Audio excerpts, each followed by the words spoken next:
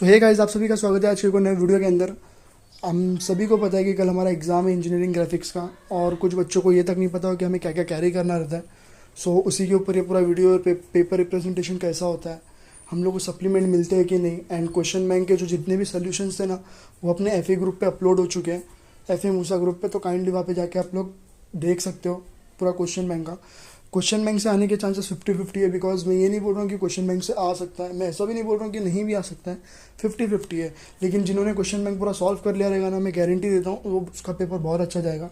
चलो ठीक है, ये क्वेश्चन बैंक के बारे में तो बाद में बात करते हैं। सोल्यूशन अपने एफ ग्रुप पे प्रोवाइड हो गया, बस इतना बोलना था। अभी सीन क्या है कि पहले एसेसरीज क्या क्या रिक्वायर कैरी करना है उसके बारे में बात करते हैं। देखो, ज्योमेट्री बॉक्स तो हमें कैरी करना है, जिसके अंदर हमें स्केल सारा चीज़ आ जाता है। Scale, pencil, eraser, rubber, rounder. Rounder must carry करना मत भूलना, ठीक। कैरी करना है राउंडर, बिकॉज साइक्लॉइड ये सब में काम आता है, ठीक है।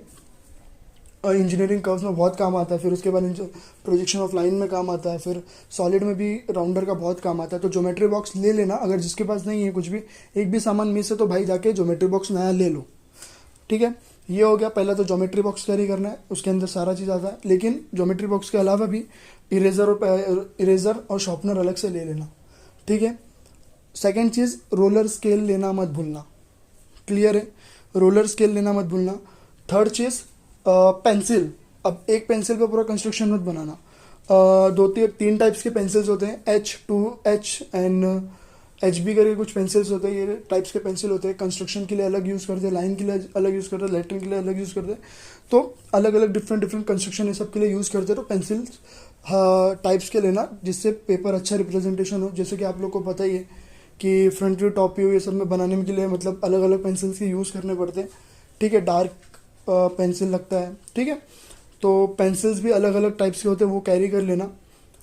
ये रोलर स्केल हो गया, ज्योमेट्री बॉक्स हो गया, पेंसिल्स हो गए, और पेन तो रहता ही है तुम्हारे पास। और क्या एसेसरीज हो सकते हैं, ये फ़िलहाल तो मेरे को इतने ही याद आ रहा है, लेकिन ये बहुत मैंडेटरी होता है, ये कैरी करना भूलना मत। और तुम्हारी आईडी कार्ड, जो हॉल टिकट है, वो सब तो तुम लोग कैरी करोगे।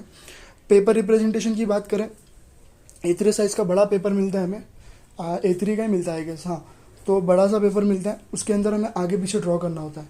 अब कैसा ड्रॉ करना होता है, अभी तुमको ना बड़ा सा पेपर होता है। अब दोनों के बीच में ना एक लाइन मारने पड़ती है, मिडल मार्जिन मारना, एक बाउंड्री मारना पड़ता है। जैसे कि एक क्वेश्चन हम लोग ने समझ लो इंजीनियरिंग कर्व्स का इधर सॉल्व किया, तो दूसरा क्वेश्चन सेक्शन ऑफ सॉलिड का उधर सॉल्व किया, समझ में आया। तो बड़ा सा पेपर रहता है, एक पेज पे 2 क्वेश्चन सॉल्व हो जाते हैं। Is it clear. हमें कोई भी कम से कम 4 क्वेश्चन अटेम्प्ट करना रहता है, तो एक पेज पे 2 सॉल्व हो जाते हैं। और पीछे अगर तुम टर्न करोगे ना, तो वहाँ पे भी 2 सॉल्व करने रहते हैं, तो 4 ऐसे सॉल्व हो जाते हैं। लेकिन जिसको अगर एक्स्ट्रा क्वेश्चन सॉल्व करना रहता है ना, तो वो सप्लीमेंट भी ले सकता है। सप्लीमेंट बिंदास मांगने का कोई किसी को रोकता नहीं है। यूनिवर्सिटी सीधा बोलता है कि नहीं होता है तो सप्लीमेंट मांगो, कॉलेज भी सप्लीमेंट देता ही है। इतना क्लियर है। अब पेपर को प्रेजेंट कैसा करना वो देखो। अगर तुम्हारा कुछ रॉन्ग हो रहा है तो देखो, पहला जो है ना, हल्के हाथ से डायग्राम को पूरा बनाओ, ठीक है। पहले डायग्राम को सोचो, रफ वर्क लिए सोचो। रफ वर्क आप एक पेज मांग सकते हो, या बोल सकते हो कि हमें एक पेज चाहिए रफ वर्क के लिए, ठीक है। उसके बाद क्या करो मालूम है, उसको रफली एक बार क्वेश्चन को समझो, क्योंकि सेक्शन ऑफ सॉलिड में ना हमेशा लॉजिकल क्वेश्चन आता है। तो सोचो कि डायग्राम कैसा बनेगा, सिलेंडर कैसा बनेगा, या पेंटागोनल कैसे बनेगा, हेक्सागोनल, ये सब सोचो।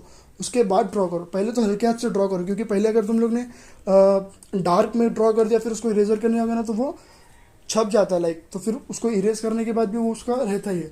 तो उससे कैसा होता है ना, पेपर पूरा गंदा हो जाता है। और पेपर को एकदम नीट एंड क्लीन रखना, क्योंकि पेपर गंदा होता है ना, तो पेपर चेक करके भी मन नहीं रहता कि भाई क्या ही चेक करूँ। अगर तुम पेपर को एकदम साफ सुथरा रखना, पहले एकदम हल्के हाथ से ड्रॉ करना। उसके बाद आप लोग को पता ही है कि किधर क्या, कौन सा क्या डार्क करना है, किसको क्या कंस्ट्रक्शन करना है, सब आपको पता ही है। तो पेपर को अच्छे से रखना, बार बार इरेज करने की कोशिश मत करना। अगर गलत हो रहा है तो इसलिए पहले बोल रहा हूँ, पहले हल्के हाथ से बनाओ, फिर उसको आराम से इरेज करो। Is it clear. गंदा मत करना पेपर को बार बार इरेज करके, ये करके। हाँ, दूसरा चीज़, अगर अनकंफर्टेबल हो रहा है ड्रॉ करने के लिए, तो बेंच पे खड़े होकर ड्रॉ करो, ठीक है। खड़े होकर ड्रॉ करो, एक पूरा बेंच तुम्हारा रहता है, तो खड़े हो जाओ। ज़रूरी नहीं है कि बैठ के ही कर सकते हो, खड़े होकर ड्रॉ करो, आराम से कंफर्टेबली होकर ड्रॉ करो। और ध्यान से क्वेश्चन को समझना, मेन इंपॉर्टेंट चीज़ है कि क्वेश्चन को ध्यान से समझना। मैंने पूरा प्लान बताया था कि टाइप 1 से करो या टाइप 2 से करो। आईएसओ छोड़ रहे तो ऑर्थोग्राफिक करो, ऑर्थोग्राफिक छोड़ो तो आईएसओ करो, पूरा बताया था। तो इतना पहले एक चीज़ पहले दिमाग में ये रखना कि पहले मेरे को अटेम्प्ट क्या करना है जिससे मैं पास हो सकता हूँ, तो उसको पहले अटेम्प्ट करो। ठीक है, सारा क्वेश्चन सॉल्व करना है करो, मैं ऐसा नहीं बोल रहा, लेकिन पहला वो अटेम्प्ट करो जिससे हमें पास होने की उम्मीद है। इतना क्लियर है, समझा?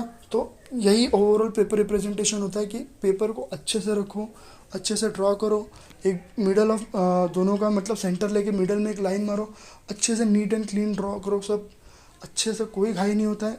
अभी टाइम की बात करूँ तो इंजीनियरिंग कर्व्स को ना कम से कम 15 मिनट दे देना, या 15 से 20 मिनट भी दोगे ना तो भी चलेगा।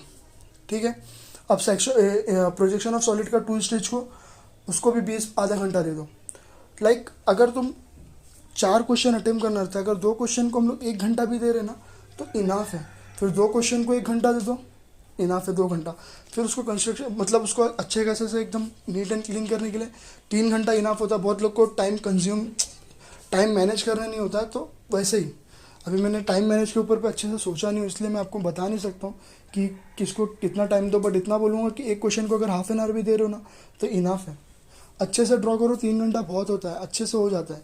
अगर घाई घाई में करोगे ना तो याद रखना मिटाने के चक्कर में ना 3 घंटा भी कम पड़ जाता है। अच्छे से करोगे टाइम भी बचता है। ठीक है, बस ये ओवरऑल बताना था।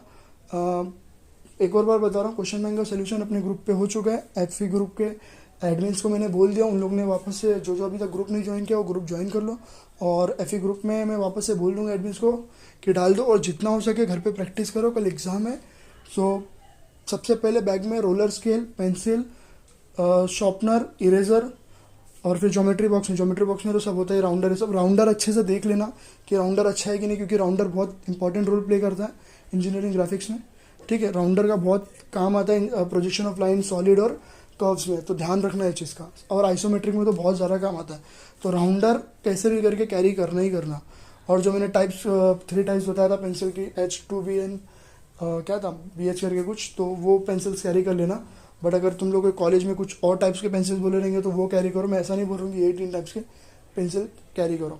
ठीक है, जो आपको अच्छा लगे वो कैरी करो, लेकिन पेपर नीट एंड क्लीन करके आना। बस इतना ही बताना था। पेपर देख के पैनिक नहीं होना है। ऑल दी बेस्ट एग्ज़ाम के लिए। ठीक है।